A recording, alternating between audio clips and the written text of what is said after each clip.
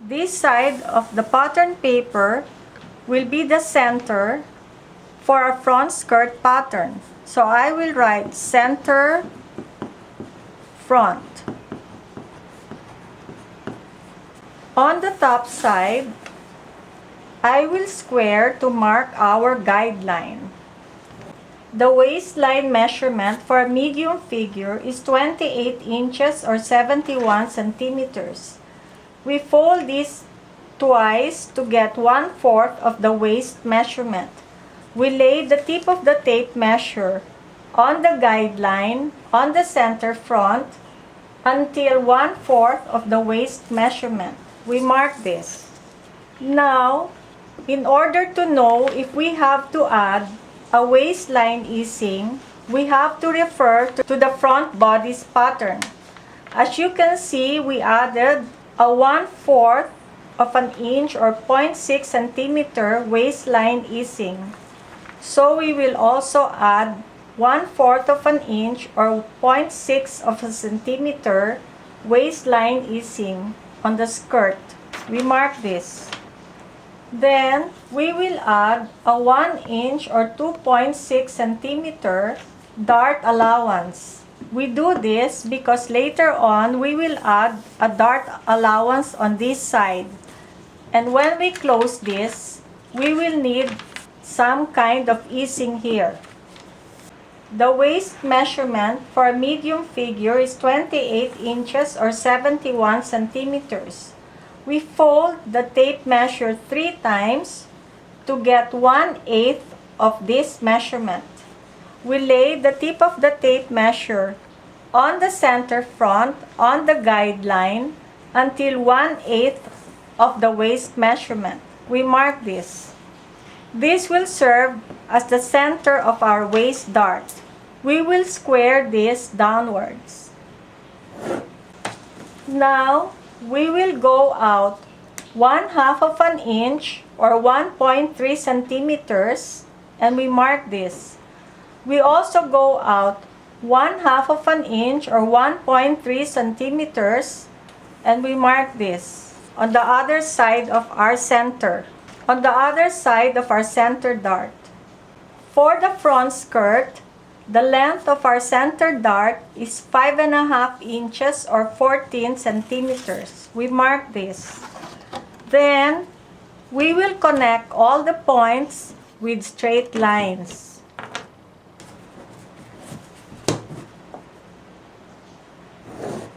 Now that we have all these points, we can draft the final waistline curve. We do this by referring to the front bodice pattern. We see that on the front bodice pattern, we went down 1/2 of an inch or 1.3 centimeters.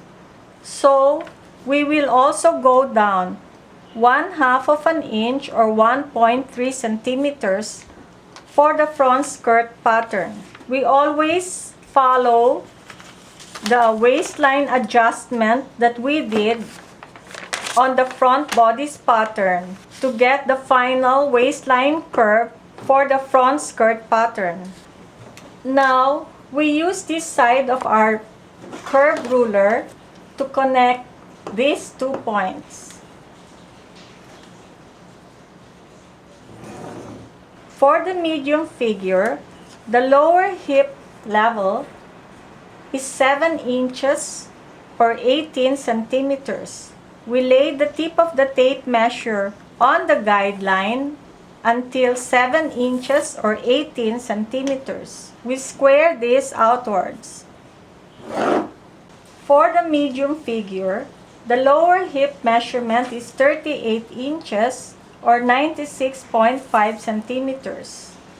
We fold the tape measure twice to get 1/4 of the lower hip measurement. We lay the tip of the tape measure on the center front until 1/4 of the lower hip measurement.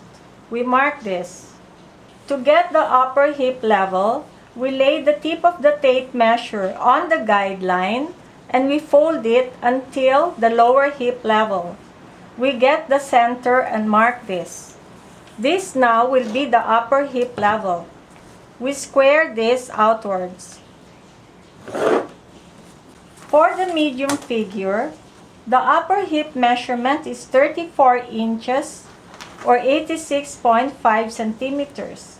We fold the tape measure twice to get 1/4 of the upper hip measurement.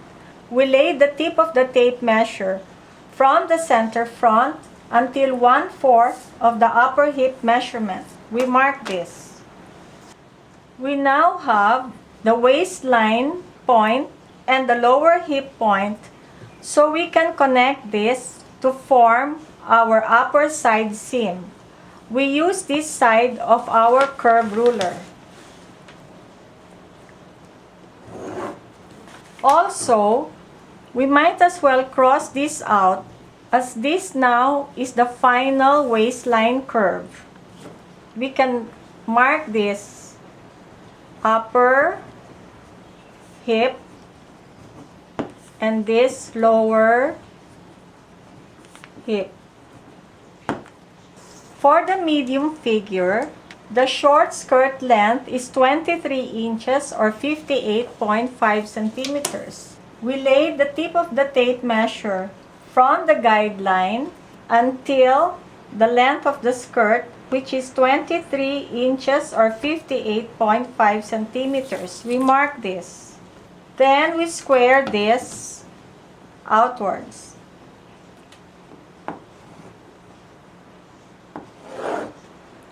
For the straight skirt silhouette, all we have to do is get 1/4 of the lower hip measurement and we transfer it on the hemline.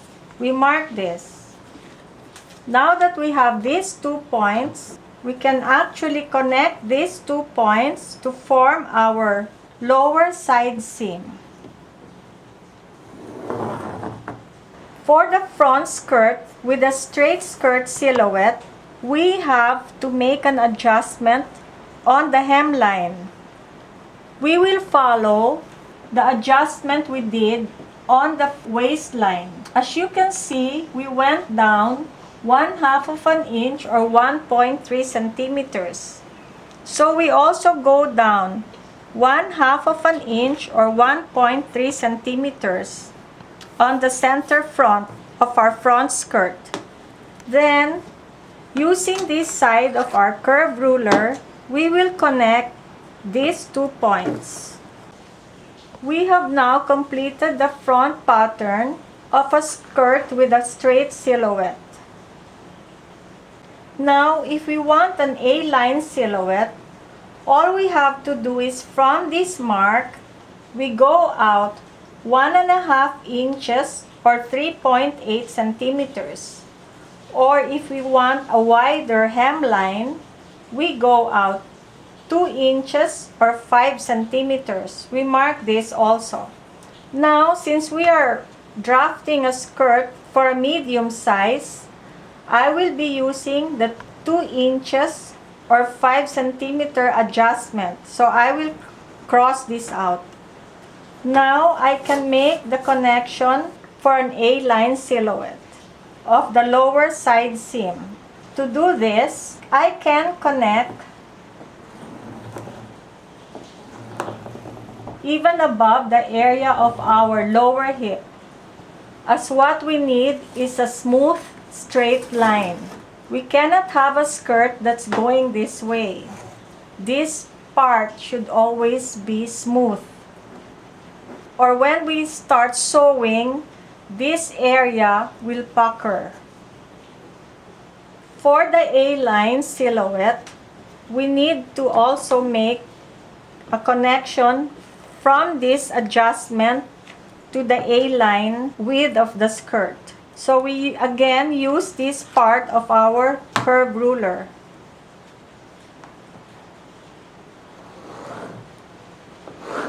We have now completed the front skirt pattern for an A-line silhouette.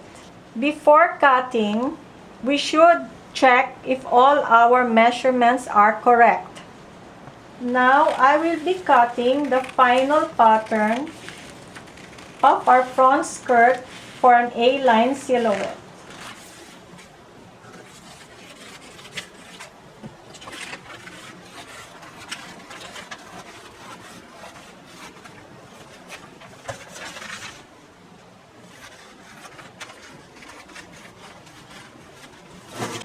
This now is our front skirt pattern of an A-line silhouette for a medium figure.